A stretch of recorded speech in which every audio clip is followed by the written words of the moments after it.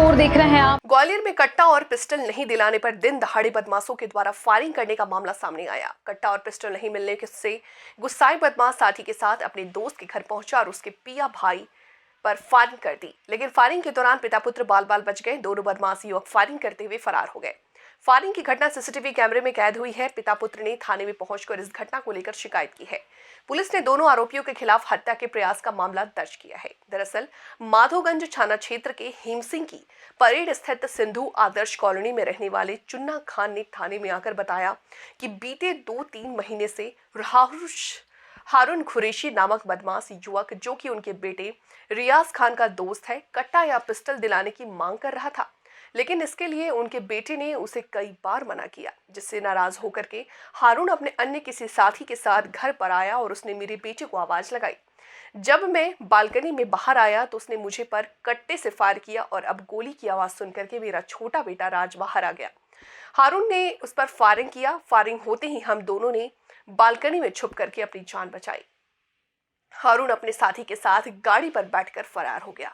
बदमाश हारून ने उनके बेटे रियाज को बीती रात व्हाट्सएप पर धमकी दी थी कि 20 मिनट में उसे मारने के लिए आ रहा है, और इसके बाद उसका फोन बंद हो गया, लेकिन वो नहीं आया। पूरी रात इसी दहशत में परिवार रहा, लेकिन दूसरे दिन 12 बजे हारून अपने साथी के साथ आया और उसने बेटे रियाज को आवाज देकर के बाहर बुलाया।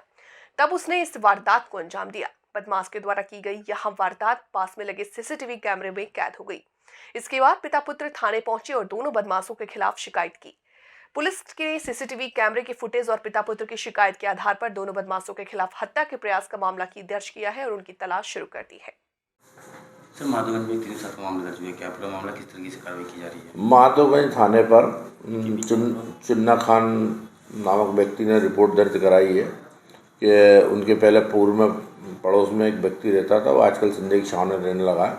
कल रात को उनके लड़के जो है रियाज को उसने व्हाट्सएप कॉलिंग करके कुछ लेन देन की बात थी और कट्टा मांग रहा था उससे कि मेरा कट्टा दे दे, और इस बात पे गाली गलौज भी करी थी। वीडियो रिकॉर्डिंग भी है उनके पास।